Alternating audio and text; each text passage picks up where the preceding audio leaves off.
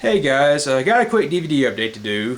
This movie I got Sunday afternoon from kind of as a gift because pretty much I was in a store with my parents and my mother pretty much insisted I go pick out a movie and she'd buy it for me, kind of as a gift I guess. It was only like a couple of dollars. So the movie I got this time around is Resident Evil Degeneration. Um, I thought at first maybe this was like a sequel to the live action movies. Like when I first heard about this movie like a year or two ago. But pretty much it's completely unrelated to the live action movies. It actually takes place in the games universe.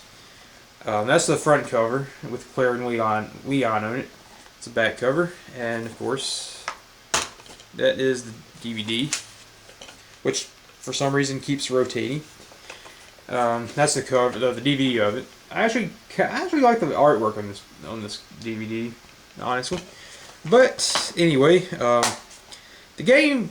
The movie takes place pretty much 7 years after the second game. I think it takes place after the fourth Resident Evil game too. But I've never played Resident Evil 4 though. Um, to be honest with you, I'm not sure what made me pick this one out because, to be honest with you, I was never that big of a fan of the Resident Evil games. Not that they're really bad games. It's just for some reason I could never really get into them. And even then, it's like I've only played three of them. The Resident Evil remake on the GameCube, the second game, and Resident Evil Zero. They're the only ones I've ever played as far as Resident Evil games go. And even then, um, Resident Evil 2 is the only one I ever had the will to play through more than once. Um,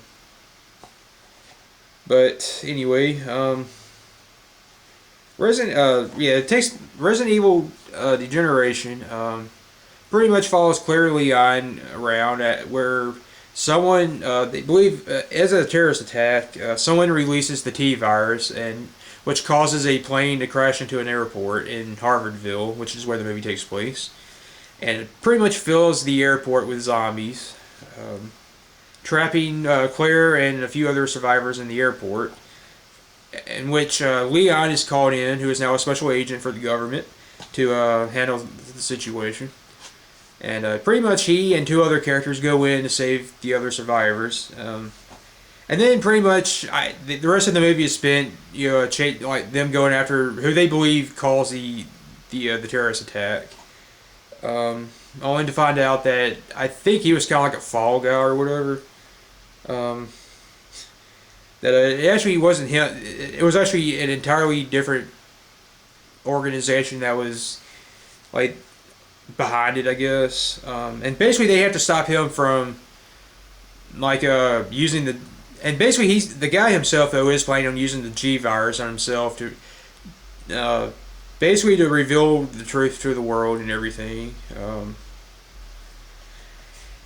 And pretty much though, and that's kind of the movie.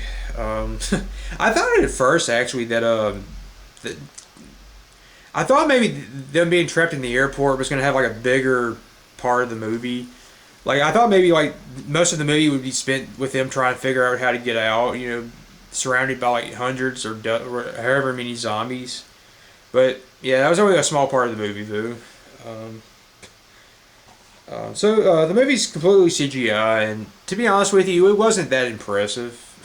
And this came out in 2008. Maybe in 1998 it would have been impressive, but in the late 2000s, I don't think it was impressive. If you want to know the truth, I mean, it was okay. It was okay, well done enough, but yeah, nothing that really blew me away though. Actually, if you want to know the truth, there were a few instances that I thought I thought it could have been better executed. Um, and on the opposite, I do think there were instances where it was pretty well done, but there was at least one instance that I thought it could have been a lot better executed. The specific scene I'm thinking about is just after they get out of the airport. Leon is talking to Claire in a tent, and it's just the way Leon is in that scene. Is to me it was pretty distracting.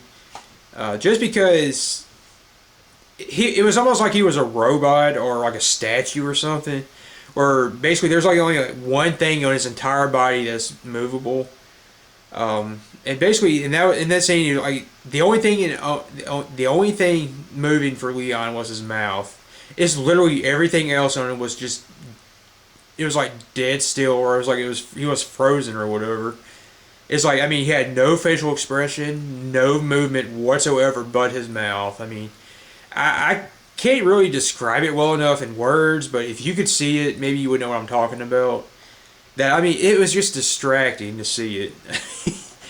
um, it just looked weird almost. Like, anyway, that's it. Moving on. Whatever. Um, I mean, all in all, it was an okay movie.